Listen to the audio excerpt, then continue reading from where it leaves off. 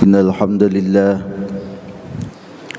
نحمده ونستعينه ونستغفره ونعوذ بالله من شرور أنفسنا ومن سيئات أعمالنا من يهده الله فلا مضل له ومن يضلله فلا هادي له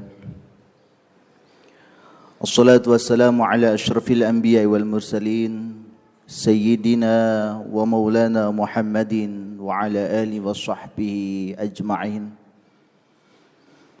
أما بعد أوصيكم ونفسي بتقوى الله فقد فاز المتقون قال الله تعالى في القرآن الكريم أعوذ بالله من الشيطان الرجيم يا أيها الذين آمنوا اتقوا الله حق تقاته ولا تموتن إلا وأنتم مسلمون صدق الله العظيم. Hadirin jamaah Jumat Masjid As-Sabri Baitul Halim dirahmati Allah Subhanahu wa taala. Hari ini kita berada di bulan Dzulqa'dah. Jika di bulan Rabiul Awal kita sudah maklumi bulan kelahiran Nabi Muhammad, bulan Rajab, bulan di Isra Mi'rajkannya Nabi, bulan Ramadan, bulan diturunkannya Al-Quran. Namun di bulan Dzulqa'dah ini tidak banyak yang tahu bahwa ada sejarah yang luar biasa, peristiwa yang sangat besar. Dan peristiwa ini adalah gerbang pertama kemenangan umat Islam untuk tersyiarnya dakwah Islam yang lebih luas lagi. Peristiwa tersebut dikenal dengan perjanjian Hudaybiyah. Dan sebab peristiwa ini Allah turunkan surat Al-Fath, Inna fatahna laka fatham mubina, janji kemenangan yang Allah berikan pada umat Islam.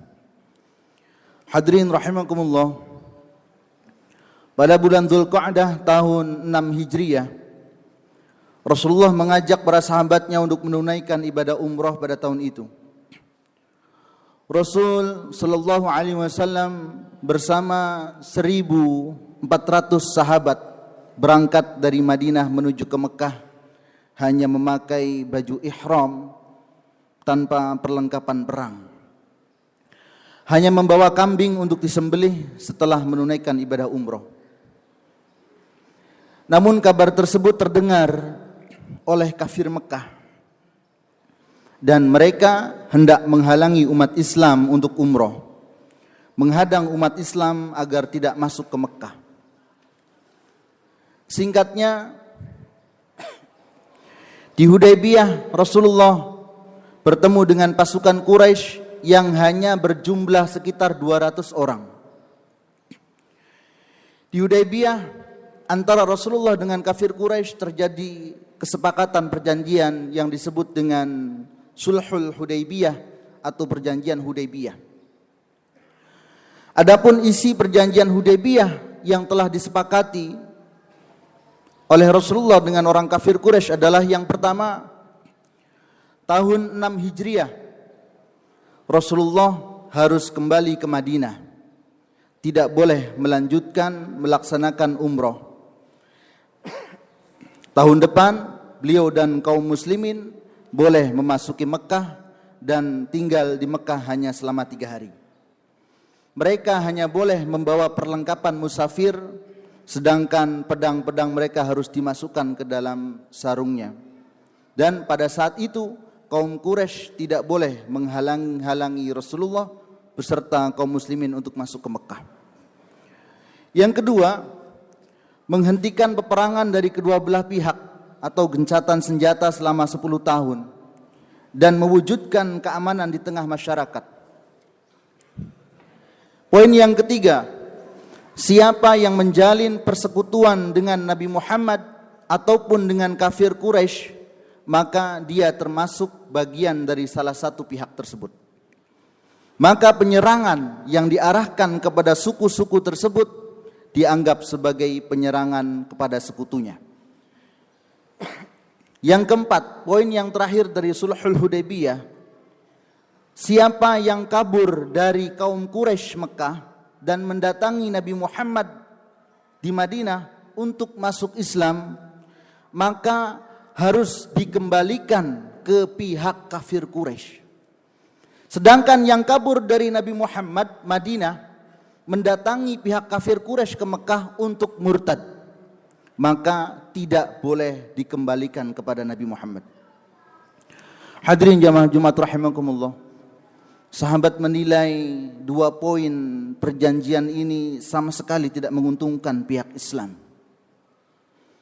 Dan kenapa Rasulullah menyetujui perjanjian tersebut?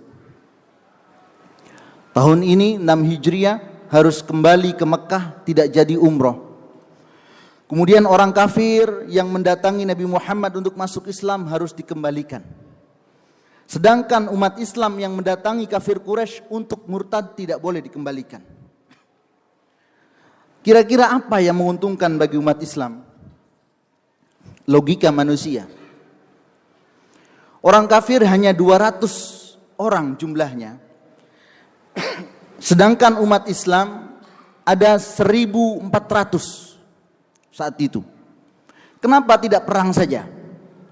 Umat Islam pasti menang. Kita pun jika hadir pada saat itu akan berlogika seperti itu. Begitulah logika manusia, tidak mampu menjangkau hikmah rahasia wahyu ilahi.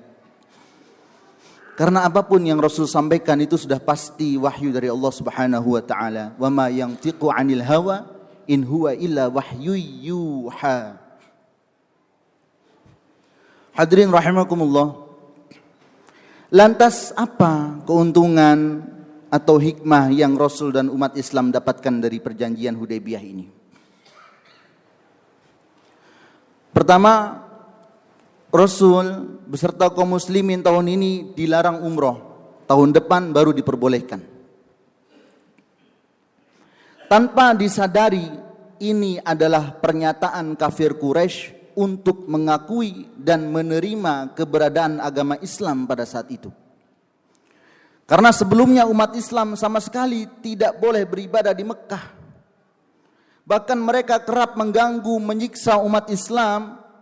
Tapi pada poin ini mereka mengizinkan umat Islam beribadah di Mekah tanpa ada gangguan sedikit pun dari pihak kafir Quraisy.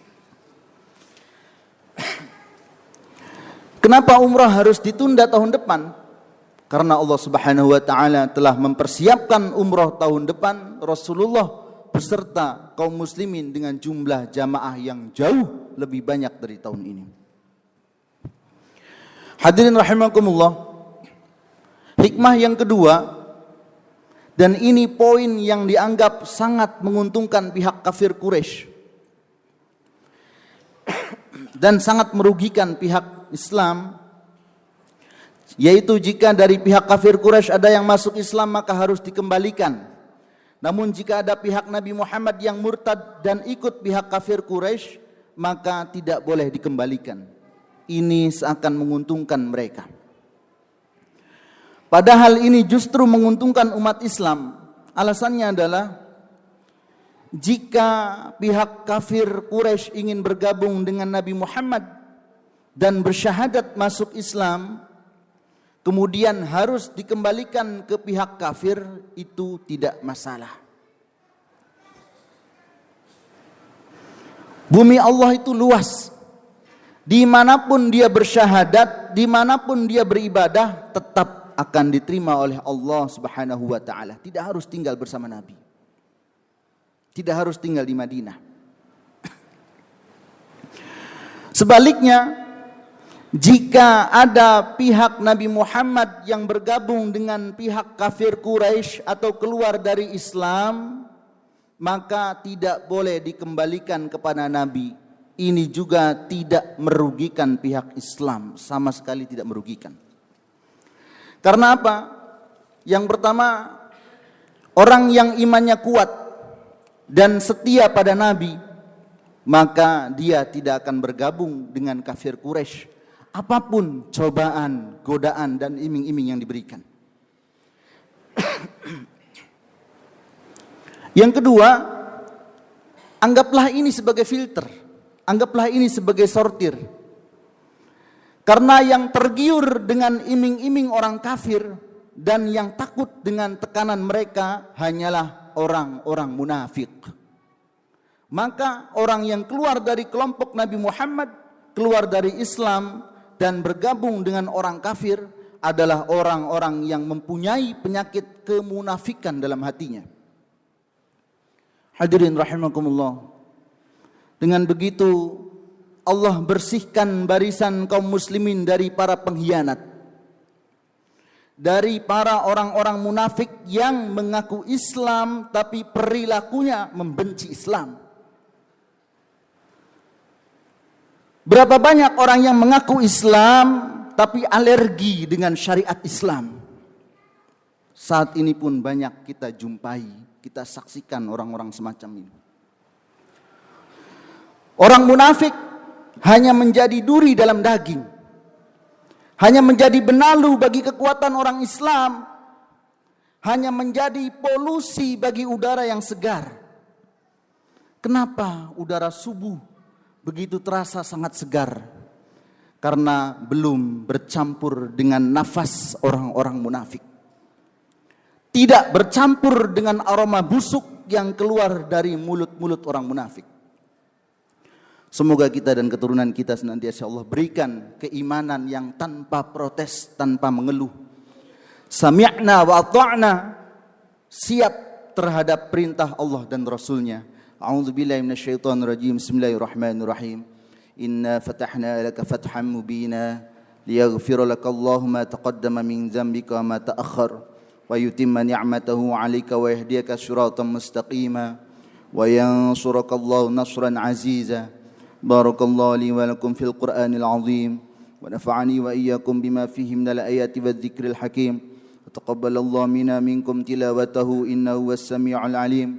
Aqulu qawli hadha fastaghfirullahal azim li wa lakum wa lisairil muslimina wal muslimat wal mu'minina wal mu'minat fastaghfiruhu innahu wal ghafurur rahim.